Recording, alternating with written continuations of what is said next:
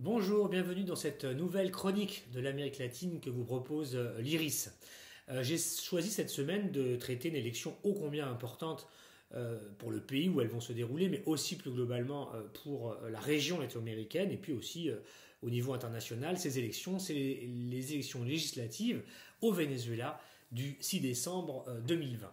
Alors on va voir aujourd'hui un petit peu le contexte dans lequel elles se déroulent, on va voir aussi les forces en présence, les enjeux et peut-être les perspectives de l'après-élection. Alors d'abord, le contexte au Venezuela, c'est d'abord le Covid, le coronavirus, comme partout ailleurs, qui touche plus de 102 000, à peu près 102 000 personnes au Venezuela début décembre et qui a fait jusqu'à présent 900 morts, en tout cas du point de vue des chiffres donnés officiellement. Donc un pays qui est plutôt relativement moins touché d'ailleurs que ses voisins latino-américains.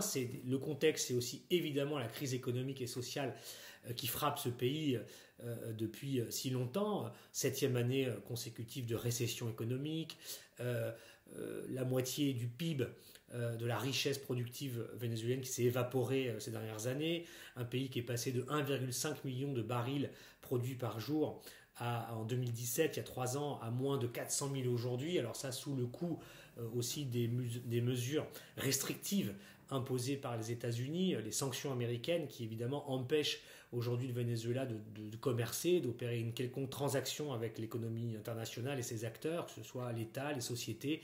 Donc tout ça ajoutant évidemment gravement détériorant la crise économique que connaît déjà ce pays. Bref, on pourrait comme ça choisir d'autres indicateurs, par exemple celui de la dette du pays estimé à près de 175 milliards de dollars, c'est-à-dire plus de 180% de son PIB à l'État vénézuélien. Donc là aussi, le poids des sanctions joue dans la capacité de l'État vénézuélien à rembourser cette dette, dans le sens où il ne peut pas précisément la rembourser. Bref, c'est ça le contexte. Alors, est-ce que cette élection législative va solutionner la crise vénézuélienne? Non, de fait, mais pourtant, elle va avoir une importance très importante pour comprendre le développement que va connaître cette crise dans le nouveau chapitre qui va se dérouler après le 6 décembre et avec aussi le changement d'administration américaine aux États-Unis avec Joe Biden. On va en reparler. Alors, les forces en présence, alors il y a ceux qui participent et ceux qui ne participent pas à cette élection. Ceux qui participent, c'est évidemment le camp chaviste, le camp présidentiel, qui sera présent. C'est aussi une partie, d'autres partis de gauche qui sont dissidents du chavisme, en particulier autour du Parti communiste vénézuélien, qui vont se présenter, mais pas avec le bloc bolivarien lié au président Maduro. Ça, c'est pour la gauche au Venezuela. De l'autre côté, c'est là où ça devient aussi un petit peu plus compliqué, on va avoir une bonne partie de l'opposition qui ne participe pas à l'élection, c'est celle qui est, dirigée par Juan Guaido, autoproclamé président du Venezuela depuis janvier 2019 avec l'appui des États-Unis en particulier et de l'Union européenne, qui reconnaissent en lui aujourd'hui le président légitime du Venezuela en lieu et place de M. Maduro, qui lui n'est plus reconnu comme le président légitime du Venezuela. Donc toute cette opposition autour de Juan Guaido ne participe pas à cette élection. Juan Guaido appelle à un boycott net de l'élection et ne veut pas légitimer ce processus. Une autre partie de l'opposition, elle, devait participer, ne participera pas non plus. C'est celle qui est autour d'un autre leader de l'opposition qui s'appelle Enrique Capriles, qui finalement ne participera pas après que l'Union européenne ait décidé au mois d'octobre dernier de ne pas valider la légitimité à son tour, après Washington, de cette élection. Et lui a donc décidé de renoncer à sa participation. Ça, c'est pour ceux qui ne participeront pas. Et puis enfin, une autre partie de l'opposition, alors qui est composée de partis ou de secteurs des autres partis qui ne sont pas d'accord avec la ligne radicale de Guaido ou la ligne de non-participation, vont participer, et d'autres partis d'opposition aussi seront là, soit représentés au niveau national, soit au niveau local, pour participer à cette élection à laquelle sont appelés 21 millions d'électeurs vénézuéliens, 270 sièges à pourvoir pour cette Assemblée nationale. Donc ça, c'est un peu la photographie des forces en présence. En tout, il y a 107 formations qui seront présentes, soit du niveau national au niveau local, pour cette élection des députés vénézuéliens. Alors, l'enjeu fondamental, ça va être la participation, bien sûr, et pour les deux camps, en quelque sorte.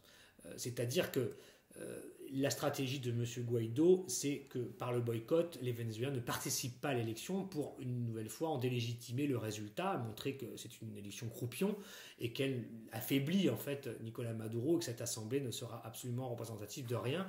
Mais il est clair que si une bonne partie de l'opposition et de leurs électeurs suivent les consignes de M. Guaido, y compris ceux de M. Capriles, alors la participation devrait être assez faible mécaniquement, puisque ce bloc de l'opposition représente quand même une partie très importante de la population vénézuélienne. Donc ça, c'est la première chose.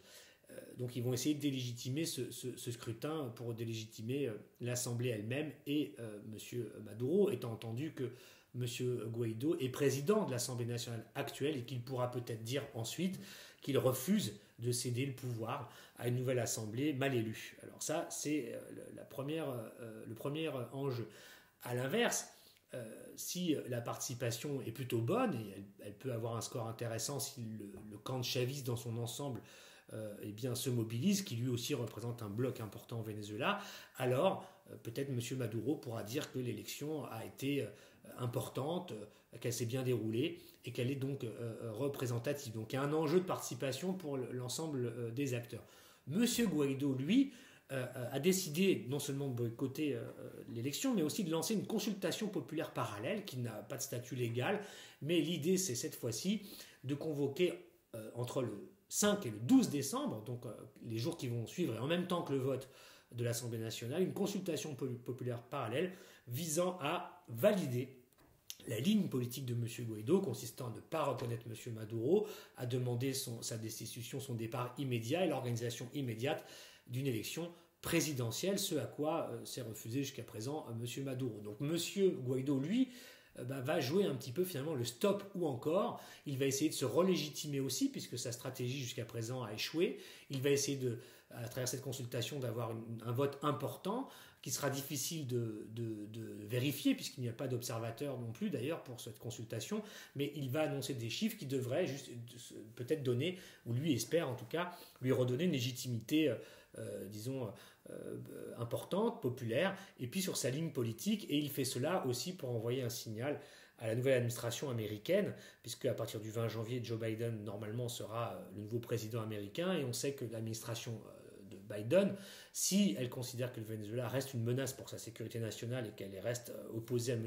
Maduro, dont elle ne reconnaît pas la légitimité, elle pense en même temps que M. Guaido, eh bien, le chapitre Guaido doit peut-être se refermer car c'est une impasse et que la stratégie peut-être trop interventionniste de Trump aux côtés de Guaido a finalement rien changé à la situation au Venezuela et n'a pas solutionné la crise. Donc il veut peut-être, M. Guaido, disons, repositionner pour peut-être ne pas être lâché en fait par l'administration Biden. Ce sera un des enjeux qu'il faudra suivre. Alors évidemment tout ça on le verra après les résultats en fonction des scores des uns et des autres pour pouvoir évaluer. Alors pratiquement la nouvelle assemblée qui serait élue le 6 décembre devrait prendre disons ses fonctions à partir de début janvier précisément, au moment où l'administration Biden prendra elle aussi ses fonctions aux États-Unis. Donc il va y avoir comme ça une concordance des événements au Venezuela aux États-Unis qui nous ouvre un petit peu le chemin du dernier enjeu qui est effectivement, évidemment, eh bien, la question de l'influence et de la stratégie, de la position que prendra le nouveau gouvernement états-unien sur le dossier vénézuélien. Alors, je l'ai dit, on sait que Biden considère que M. Maduro doit partir, qu'il n'est plus légitime au pouvoir, mais pour autant, il pense aussi manifestement que l'option et la stratégie Guaido de la rupture, la stratégie radicale et la stratégie de tout ce qui s'est passé entre 2019 et 2020 a échoué, que le pays ne peut pas se remettre de cette crise si un camp a seulement pour fonction d'en éliminer un autre. Et donc, il faudra voir quelle sera la stratégie et l'approche qui sera différente de Donald Trump, même si l'objectif reste le même. Il est peut-être possible que la stratégie de Biden vise à finalement fermer, donc clore un peu ce moment Guaido pour peut-être trouver de nouveaux interlocuteurs au Venezuela et pousser l'ensemble des acteurs, des belligérants autour d'une table de négociation pour arriver à une solution politique minimale, mais dans l'optique de toute façon de quand même changer le régime vénézuélien, parce que l'administration Biden ne souhaite pas garder au pouvoir au Venezuela le chavisme en place. De plus, l'agenda de Biden sera aussi de tenter, en tout cas, d'organiser le reflux de l'influence montante de la Chine, de la Russie et de l'Iran avec le Venezuela en Amérique latine. Donc, de toute façon, la question vénézuélienne reste une question qui dépasse ses propres frontières du point de vue de Washington, parce que derrière ça, il y a un enjeu de repositionnement stratégique et hégémonique en Amérique latine vis-à-vis des nouveaux concurrents de Washington, en particulier des Chinois et des Russes, qui sont les premiers partenaires privilégiés de Nicolás Maduro au Venezuela, et donc par ricochet dans la région. Donc tout ça, on n'a pas encore les réponses, mais ce sont certainement les enjeux, les questions qui vont en partie trouver de nouveaux développements et de nouvelles réponses dans les semaines et mois à venir, avec une crise vénézuélienne qui va donc continuer, mais qui va connaître des développements, une forme qui créeront certainement des mouvements diplomatiques, des mouvements politiques, des mouvements géopolitiques, et qui vont faire entrer le Venezuela et la région dans un nouveau cycle lié, là aussi, articulé, adossé aux nouvelles perspectives, à la nouvelle feuille de route que Joe Biden impulsera à son gouvernement quant à la région latino-américaine dans son ensemble et à la question vénézuélienne, cubaine aussi en particulier. Et c'est tout cela que nous allons pouvoir lire à travers les résultats de l'élection législative du 6 décembre. Un dernier point, est-ce que lorsqu'elle sera élue, est-ce que Juan Guaidó, président de l'actuelle Assemblée nationale, acceptera de céder le pouvoir à cette nouvelle Assemblée? Rien n'est moins dit, c'est aussi un élément qu'il faut avoir en tête pour voir ce qui va se passer. Est-ce qu'on va aller vers une radicalisation encore, un blocage total de la situation ou pas? C'est les questions aujourd'hui sur lesquelles nous reviendrons bien évidemment dans les prochaines semaines après la lecture des résultats de cette élection. À bientôt.